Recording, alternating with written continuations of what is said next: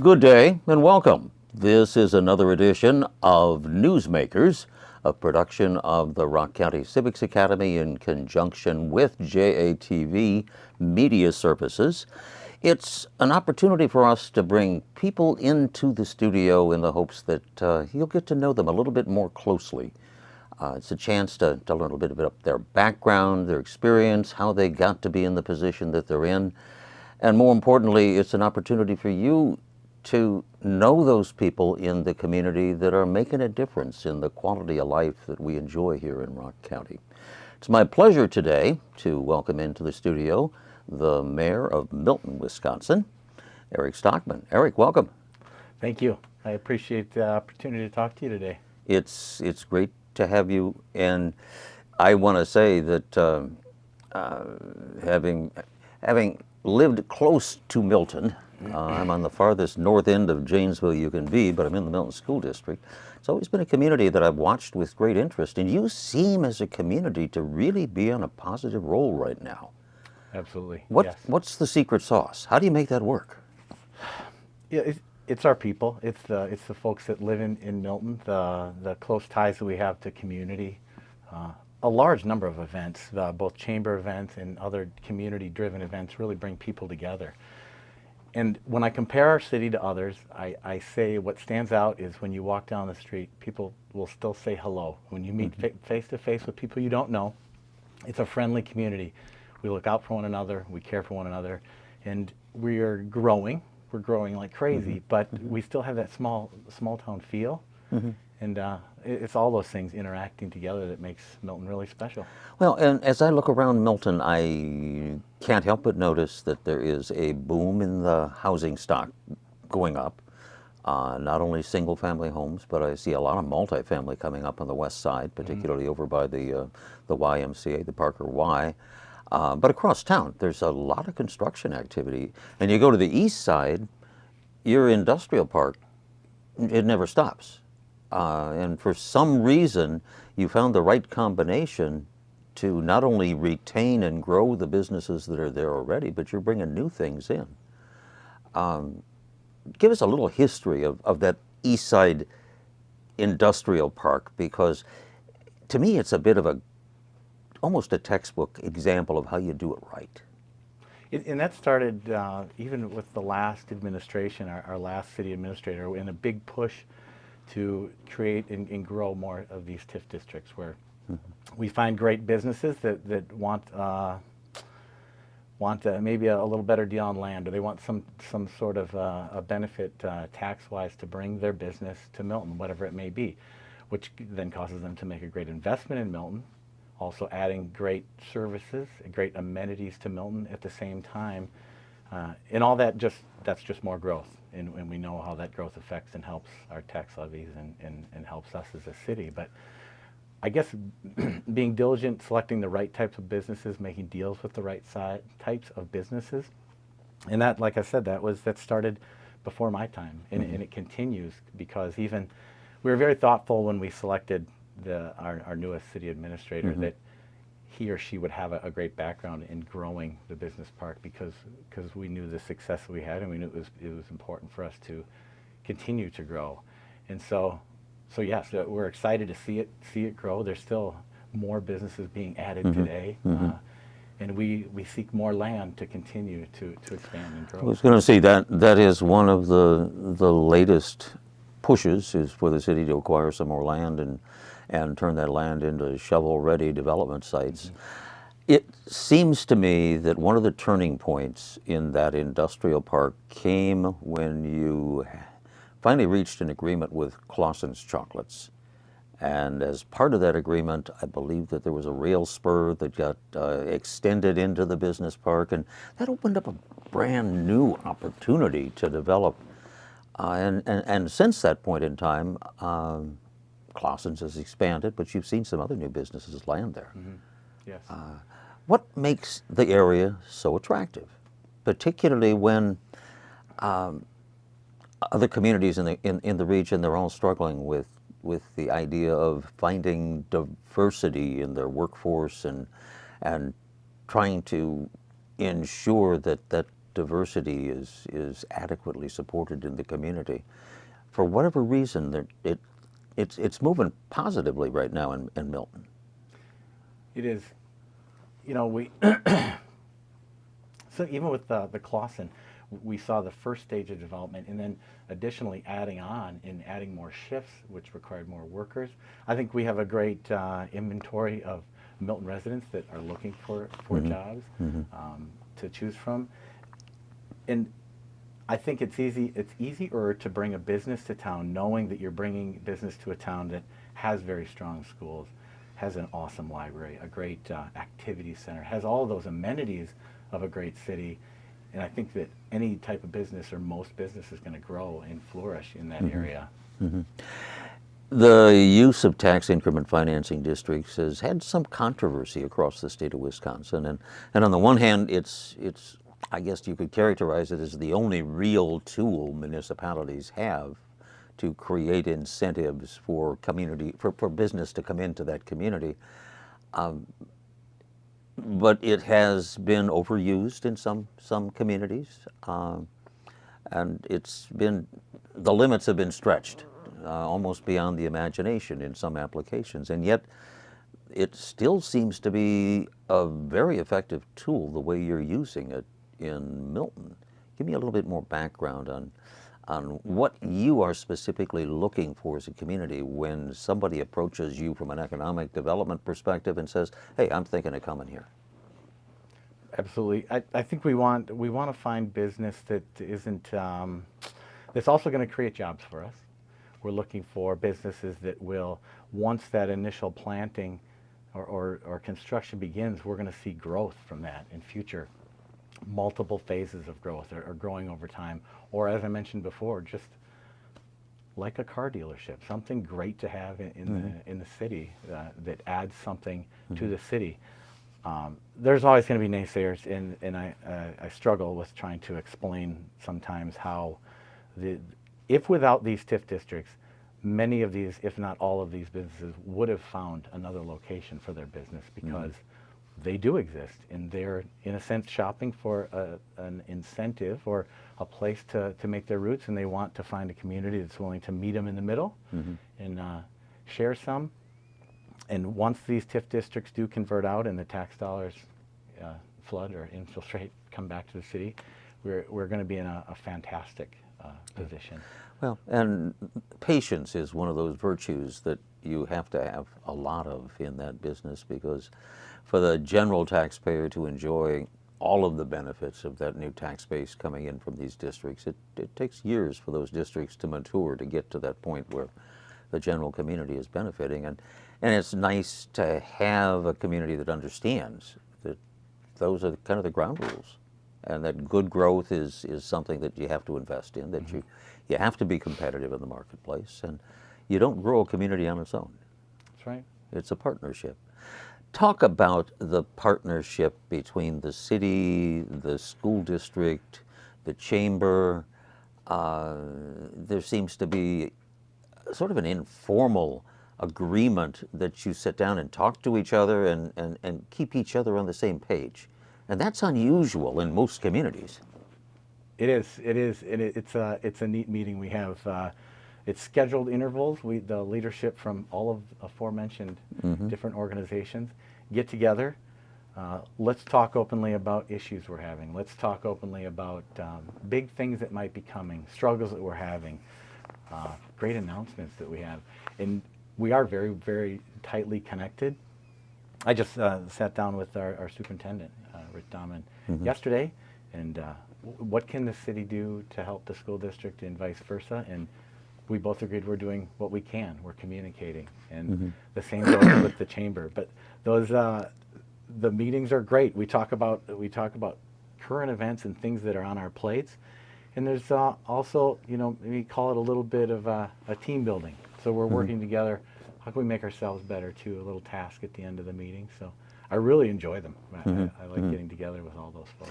Well, and it's funny because if anybody has followed my teaching side of me, the civics education side of me. I'm always one of those that's preaching, you know, a strong business community, a strong local government, and strong schools are that three-legged stool that makes for good community.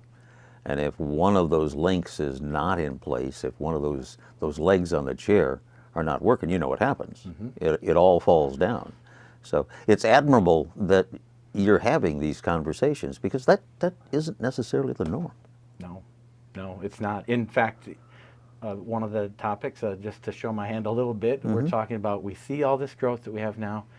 We can forecast, I don't know how many, we'll say a couple hundred new homes, 200 to 300 over the next 3 years. What impact is that going to have on our local infrastructure, on our schools, our police, you know, our fire? And having those talks, looking at the current capacity of the school, instead of waiting until it happens, because these are questions that come up. They'll typically just come up when half of the board's up for re-election. Right, That's right. when everyone asks the questions. We're asking the questions now, just to stay ahead of it and make sure that we are prepared. And the short answer is we are prepared.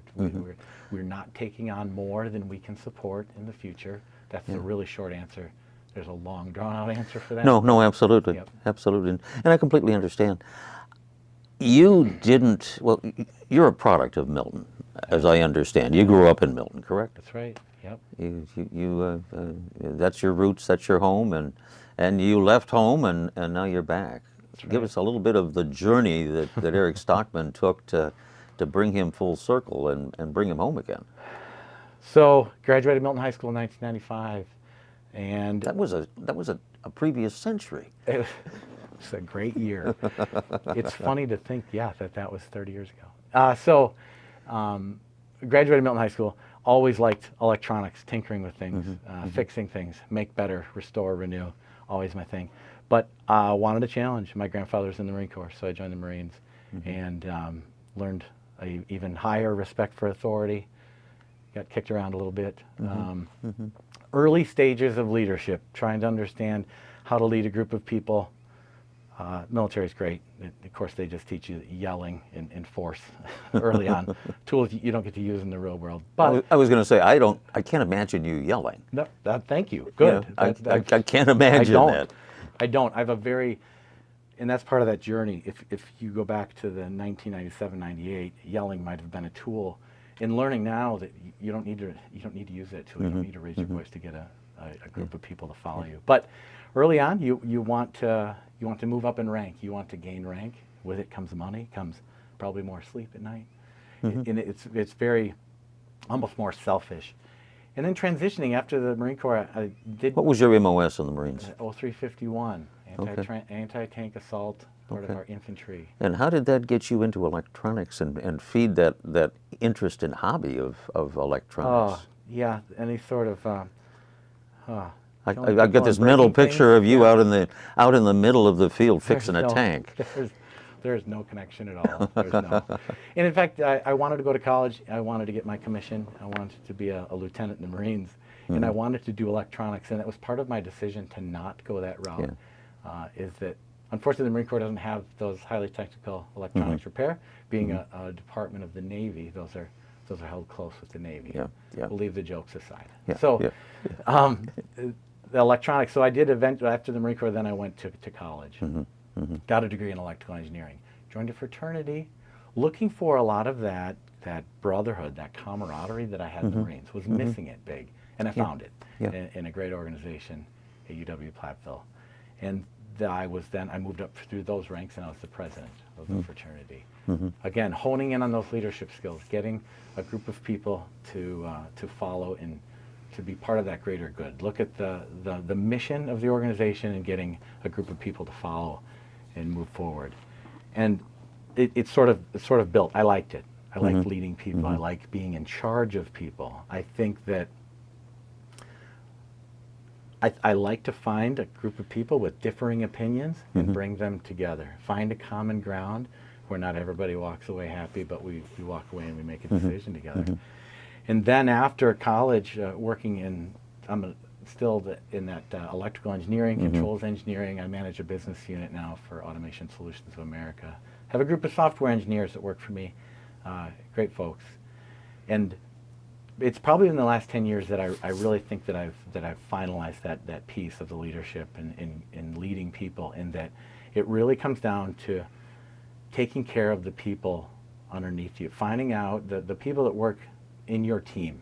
I don't want to use the word underneath. The people that work in your team, making them better, finding out what they need to grow, and then showing them the path to get there, and investing in people underneath you. In your team, you can bring that team wherever in that structure, and so you translate that. I mean, there's a piece of me I got into. If we want to talk about how I got into council, you know, we're going to come there. We're going to definitely. This though. It's wanting to work with a group of people with differing opinions for the common good, and investing in people. And I've been at that company for I think 16 years now, and I will retire from Automation Solutions of America. It's a great company. And then I've owned some real estate in town. I was going to say that's another one of those ventures that I suppose there's a plan for everything. You don't do anything without a plan. Right. But real estate is one of those things that oftentimes you fall into it, and then once you're there, you say, I like this enough that I'm really going to get serious about it. And I sense in your case that's kind of what happened.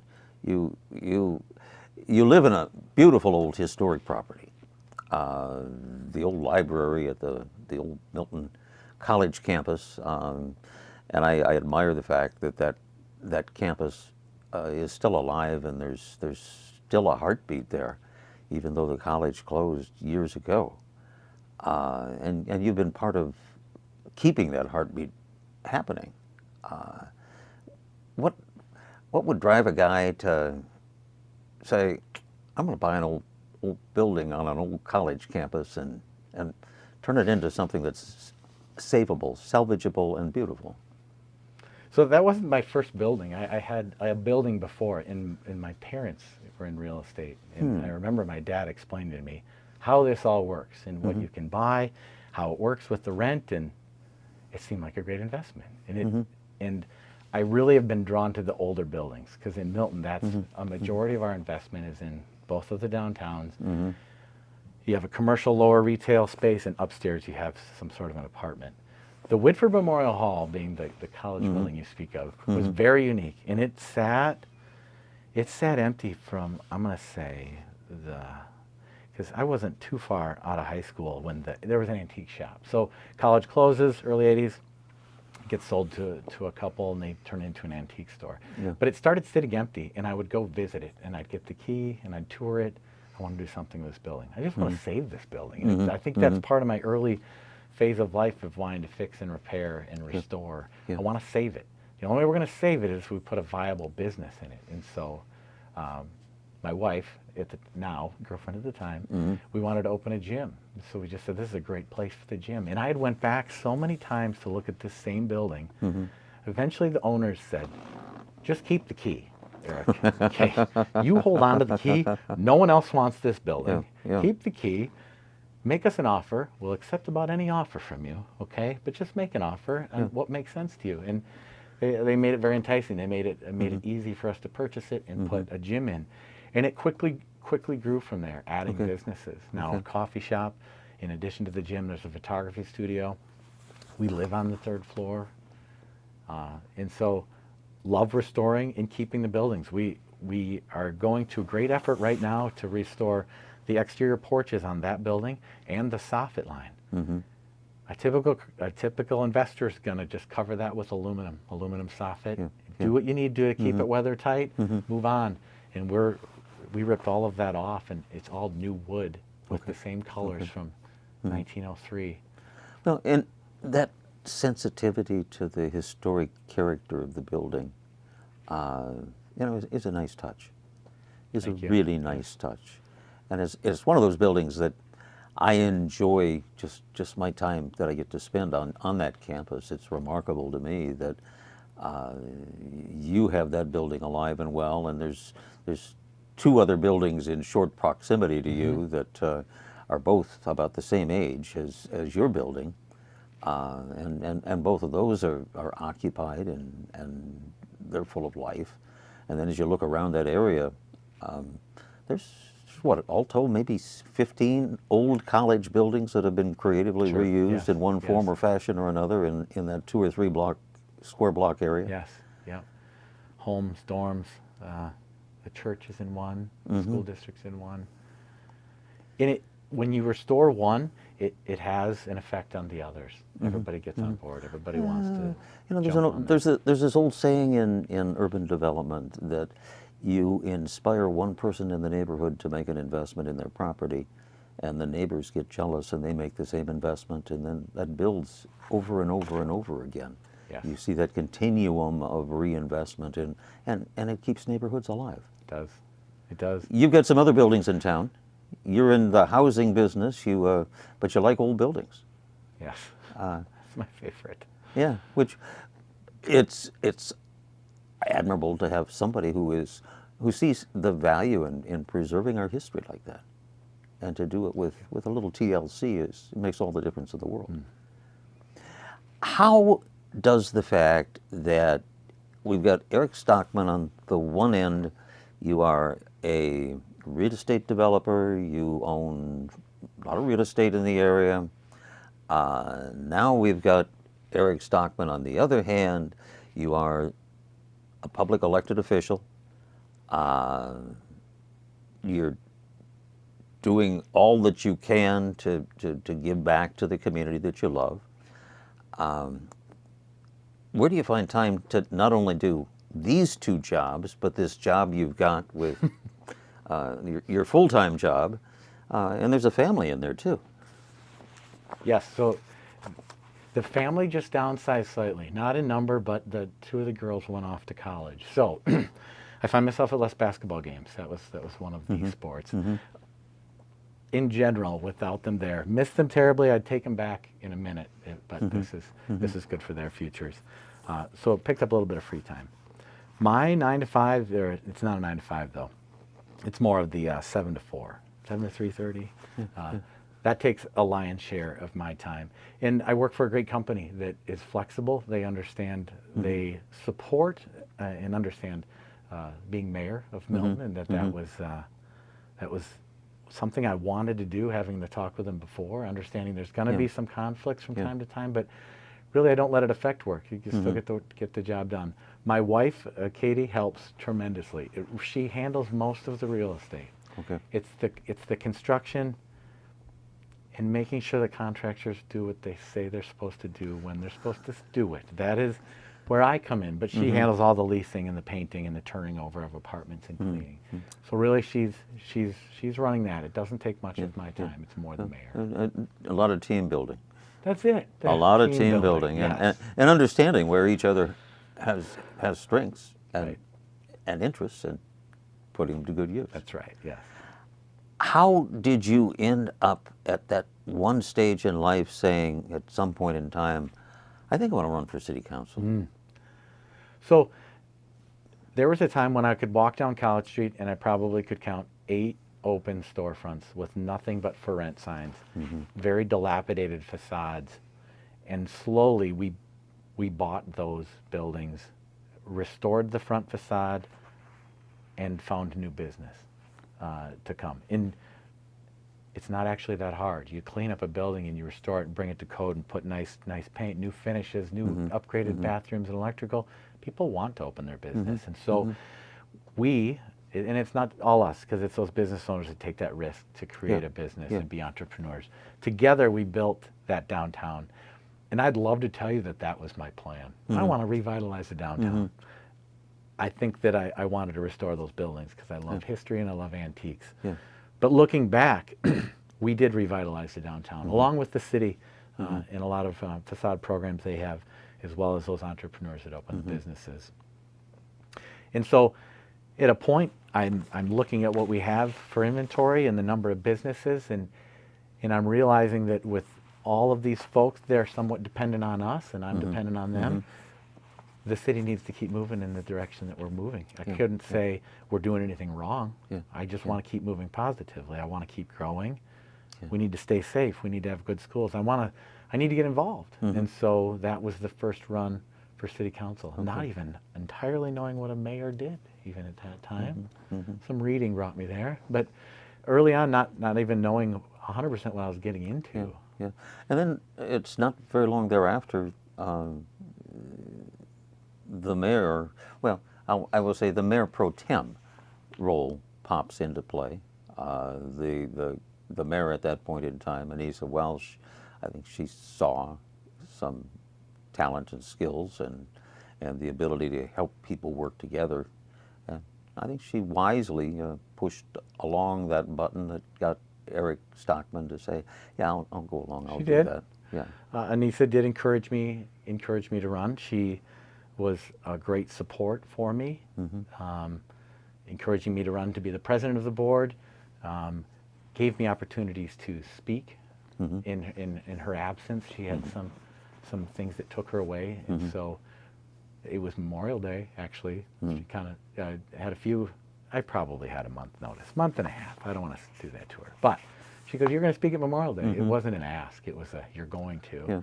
Better get used to speaking in front of large groups. And so encouraged me, has been there to train along the way and to get me to the right spot. And so, yeah, she was a big part of it. We've got about a minute and a half left. And in 30 seconds, what's the biggest challenge facing the city of Milton going forward? I think going forward, I think what we're going to, growth is great. I could talk on and on and on about the great things. I think the struggle, what is going to be hard is we are not done with our fire and EMS services in the new buildings that are going to have to come, and they're not going to be for free. There's going to be a cost. I was going to say, finding that money. Finding that money, and that's going to be a big nut to crack when it happens.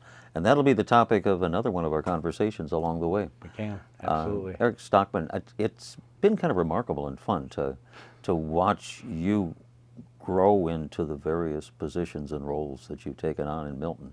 And I'll be the first to admit that I've got a little bit of pride in seeing that, one, you're doing an incredibly good job, and two, you're enjoying it, and three, the community is benefiting because of your leadership and your wisdom. So thank you. Keep doing what you're doing. Thank you.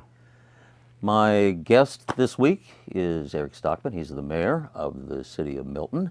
Join us again next week when we'll introduce you to another person who behind the scenes is making a huge difference in the quality of life we enjoy here in Rock County. This is Newsmakers, a product of the Rock County Civics Academy and JATV Media Services. Have a great day. Take care.